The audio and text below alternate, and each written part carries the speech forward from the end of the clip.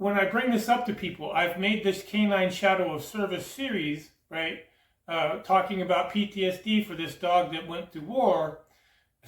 Usually the response I get is, oh yeah, my dog has PTSD. What can we do to help him? I don't know. I'm sorry, I don't know. I'm trying to raise the awareness of the PTSD in people. Hello everybody, my name is Craig Dickerson. I'm the president of Fishing for a Change. We do retreats for PTSD relief for service members and first responders. I'm also the author of a book called Diagnosis Psychotic Through God's Evil White Wormhole, which details my mental health journey as from a child all the way up to an adult, where eventually I ended up in a psych ward. I was in a mental hospital a couple of times and then in the psych ward the last time. That's where the book ends. And then from that point on, I had some struggles to try to understand, you're in a psych ward, it messes with your mind. I went from being a construction superintendent to being in a psych ward within, a few months. And, I don't have an ego per se. I mean, it didn't really bother me in the ego fashion, more than just I didn't understand and I couldn't help myself.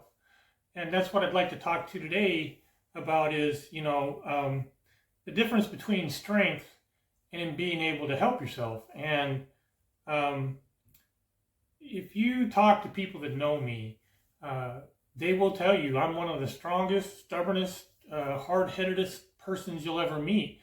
I don't have any fear in my body. I'm not afraid of anything. Whatever's going to happen is going to happen. I've never been afraid. That's what got me over in the Army a lot, because anytime there was something that was a little questionable, I was off well, let's go. Away we go, That came a lot from banging my head, in the book. My dad didn't like the person I was. He thought I was too sensitive, right? Too weak, too sensitive. You're never going to make it in that big, bad, tough world. So he made it upon himself to toughen me up. And so he did a pretty good job of it. I mean, eventually I got to the point where I was mad and mean and tough with everybody and everything.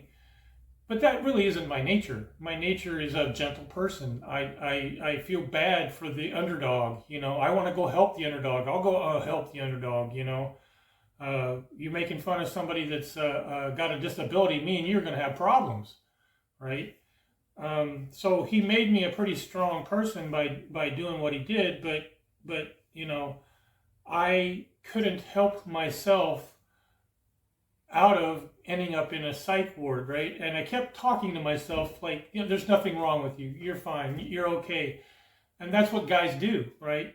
Like I said, I know that when it comes to mental strength, I'm up there with a lot of people, but when I'm in my low points, I'm also not able to help myself. And so, when we're talking about these people with PTSD and the struggles that they're going through daily, and evidently we must think that they're strong enough to deal with it themselves. They're veterans, right? They went through war. They should be strong enough to deal with this. But the thing is, once you're in that cycle, you're not.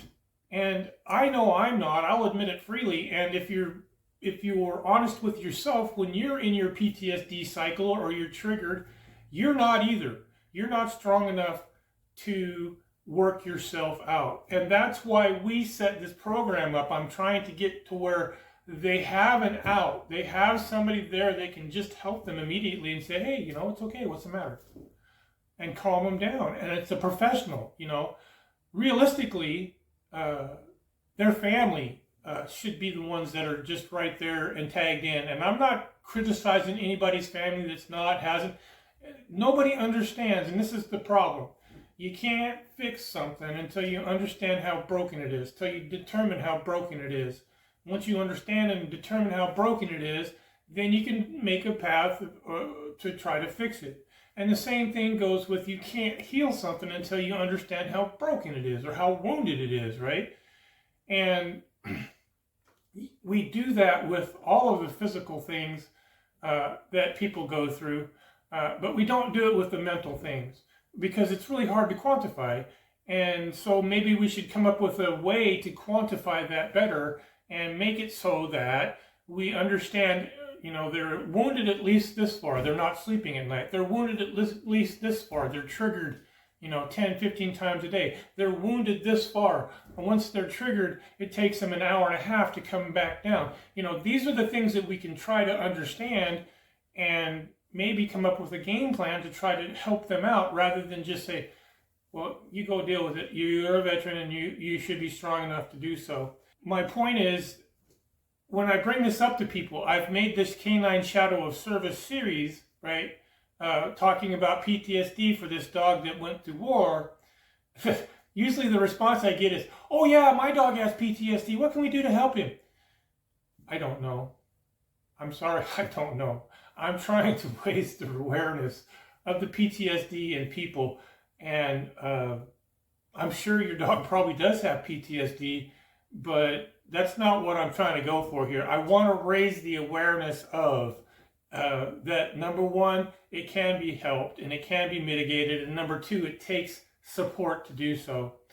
And so with that being said, the world is a better place with you in it, and make a difference.